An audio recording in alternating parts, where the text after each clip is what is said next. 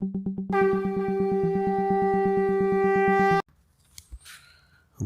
पुरुषोत्तम। आज हम लोग गुरु कृपा के बारे में चर्चा करेंगे कि कैसे गुरु जी की कृपा होती है तो आदमी के दुनिया का काम बन जाता है। ठाकुर जी की वाणी है, बिना किए जो पाना चाहे उसके पीछे विपदा धाए। यानी कृपा का मतलब होता है करो और पाओ। कल हम लोगों ने एक वीडियो में चर्चा की थी श्री हरिनंदन दा की, जिनके बेटे हुए रामनंदन प्रसाद।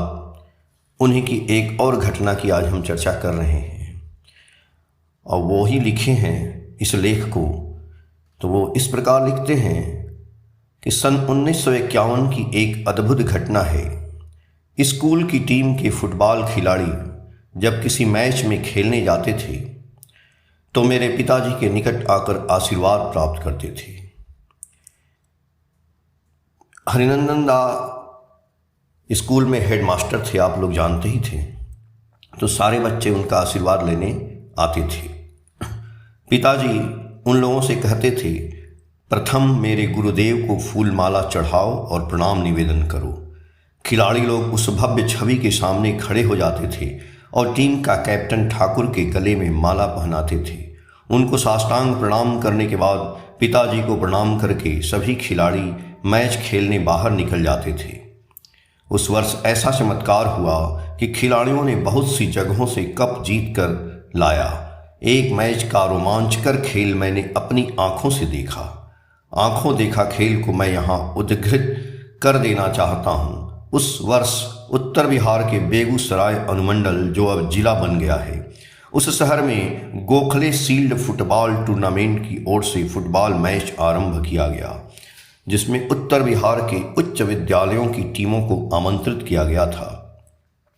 पिताजी के स्कूल तिरहुत एकेडमी टीम के खिलाड़ियों ने भी गोखले शील्ड टूर्नामेंट में नामांकन कराया। हर मैच में उनका प्रदर्शन बेहतरीन होता था। अंत में बहुत से स्कूल की टीमों को पराजित करती हुई उनके स्कूल की टीम इस टूर्नामेंट के फाइनल में पहुंची। विरोधी टीम भी काफ़ी तगड़ी थी। दोनों स्कूलों की टीमों के बीच अप एंड डाउन मैच होता रहता था। दर्शकगण बड़ी दिलचस्पी के साथ दोनों टीमों के खेलों को देखते थे और आनंद से झूम उठते थे। अधिक समय देने के बावजूद कोई भी टीम गोल नहीं कर सकी। खेल ड्रा रहा। टूर्नामेंट के प्रभारी लोग टॉस के जरिए खेल निर्णय करना चाहते थे, पर वहां के दर्शकों ने पुनः दूसरे दिन मैच कराने के लिए टूर्नामेंट के प्रभारियों से प्रार्थना की। निर्धारित तारीख को दोनों टीम के बीच मैच आरंभ हुआ। पुनः दर्शकों की अपार भीड़ जुटी, पर उस दिन भी अधिक समय देने के बावजूद कोई टीम एक दूसरे के विरुद्ध गोल नहीं कर सकी।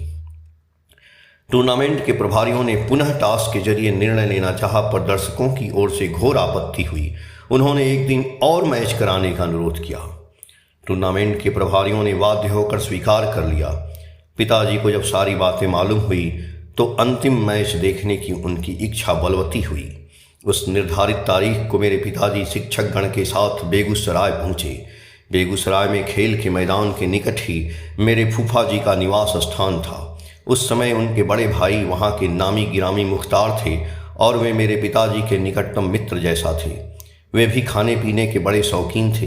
कभी कभी छुट्टी में जब वे मेरे घर पर आया करते थे तो खूब जलसा होता था। पिताजी जब इस बार उनके यहाँ ठहरे तो पहले के जैसा जलसा का वैसा कोई माहौल नहीं था। अतिथि के रूप में ठहरे, पर मद्य मांस की कोई व्यवस्था नहीं की गई, क्योंकि पिताजी ने उस समय सब कुछ छोड़ दिया था। मुख्तार साहब मुझसे कहते थे, तुम्हारे पिताजी को अब क्या खिलाऊंगा पिलाऊंगा, ये तो मद्य मांस सब कुछ छोड़ चुके हैं, उनके साथ मेरी पटरी कैसे बैठेगी। मैच में कुर्सियों की व्यवस्था थी।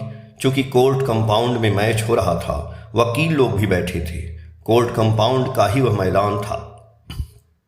मैच के प्रथम हाफ में ही पिताजी का स्कूल 2 गोल खा गया। मैच बहुत दिलचस्प था। विरोधी दल के खिलाड़ी बड़े जोश खरोश के साथ खेल रहे थे। उस मैच में पिताजी के स्कूल के 2 अच्छे खिलाड़ी प्रथम हाफ में मैदान में केवल घूमते रहे। दोनों में एक था राइट आउट और दूसरा मिडल सेंटर के खिलाड़ी। दोनों एक ताल से खेलते थे। मिडल सेंटर प्रथम हाफ में सक्रिय नहीं था क्योंकि वह डिफेंसिव खेल नहीं खेलता था। बॉल मिलने पर ही वह बड़ी तेजी से आगे बढ़ता था। नाटे कद का व्यक्ति था और दोनों पैरों से बॉल को नचाते हुए खेलता था। कोई उससे बॉल छीनने जाता था तो वह बड़ी विचित्र ढंग से बॉल निकाल कर नाचते हुए आगे बढ़ जाता था। उसका जोड़ी राइट आउट ताल में ताल मिलाकर दौड़ता था।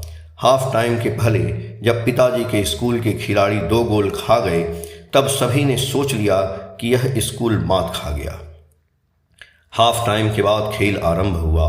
मिडल सेंटर के खिलाड़ी खेल आरंभ होने के साथ ही साथ बॉल को कैरी करते हुए आगे बढ़ता गया। दोनों पैरों पर बॉल को उछालते हुए तीव्र गति से ऐसा ढंग अपनाता था कि विरोधी दल के कोई खिलाड़ी उसकी बॉल को छीन नहीं पाते थे। वह स्वयं कैरी करके फ्री बॉल सीधे गोल में डालने के बजाय राइट आउट जो उसके साथ ताल मिलाकर बढ़ता था पास दे देता था, और उस बार उसने ऐसा ही किया। राइट आउट ने बड़ी आसानी से बॉल को गोल में दे मारा। अब मैच में और भी रंग आ गया। प्रतियोगिता बड़ी जबरदस्त थी। फिर भी 10 मिनट के अंदर मिडल सेंटर का खिलाड़ी और राइट आउट के खिलाड़ी मिलकर पुनः और एक गोल कर दिए। राइट आउट का खिलाड़ी स्कोरर था और मिडल सेंटर का खिलाड़ी कैरियर। दर्शकों एवं टूर्नामेंट के प्रभारियों को खेल की गति को देखकर पुनः अनुमान होने लगा कि आज भी खेल ड्रा ही रहेगा। आरंभ से लेकर अंत तक यह खेल अप एंड डाउन चलता रहा। कोई भी अंदाज नहीं लगा पा रहा था कि कौन टीम किधर गोल देगी, पर अंत में हठात 2-1 मिनट पहले पिताजी के स्कूल की टीम के मिडल सेंटर के खिलाड़ी ने बड़ी तीव्र गति से दोनों पैरों से बॉल को उछालते हुए राइट आउट खिलाड़ी को पास दिया, जिसने बॉल को नेट में डाल दिया। गोल देने के साथ ही साथ खेल समाप्त हो गया। मेरे पिताजी की स्कूल टीम के कैप्टन ने टूर्नामेंट के प्रेसिडेंट से शील्ड प्राप्त किया। शील्ड लेते ही उनके मुख से यह प्रथम आवाज निकली थी, cheers for CC Thakur, hip hip hurray. और खिलाड़ियों ने उस आवाज को दोहराते हुए सारे शहर में सीसी ठाकुर की जय जयकार करते हुए परिक्रमा की। दूसरे दिन जहां मेरे पिताजी फूफा के डेरे पे ठहरे थे, वहां आकर कुछ मुख्तार वकीलों ने पिताजी से प्रश्न किया, किसी भी स्कूल टीम के खिलाड़ी जीतने पर स्कूल के हेडमास्टर या सेक्रेटरी के नाम से 3 चेयर्स का नारा लगाते हैं, पर आपकी स्कूल टीम के खिलाड़ियों ने 3 चेयर्स फॉर श्री ठाकुर का नारा दिया। ये ठाकुर कौन है? उसके बाद उनसे श्री ठाकुर की चर्चा चलने लगी। इस जीत को स्कूल टीम के खिलाड़ियों ने श्री ठाकुर का साक्षात चमत्कार ही महसूस किया। ऐसी घटना ने भी मेरे पिताजी को श्री ठाकुर के प्रति विश्वास और भक्ति की भूमिका को और भी दृढ़ कर दिया। ऐसा मेरा विश्वास है, प्रेम का बंधन और भी मजबूत हुआ। एक दिशा से अनासक्ति होने लगी तो दूसरी दिशा से आसक्ति बढ़ी।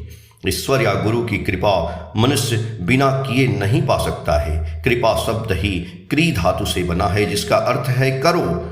जो कुछ मनुष्य पाता है वह करके ही पाता है। इसलिए उनकी एक वाणी है, बिना किए जो पाना चाहे उसके पीछे विपदा धाए। 7 जुलाई 2004, पेज संख्या 39, 40 और 41 से। जय गुरु।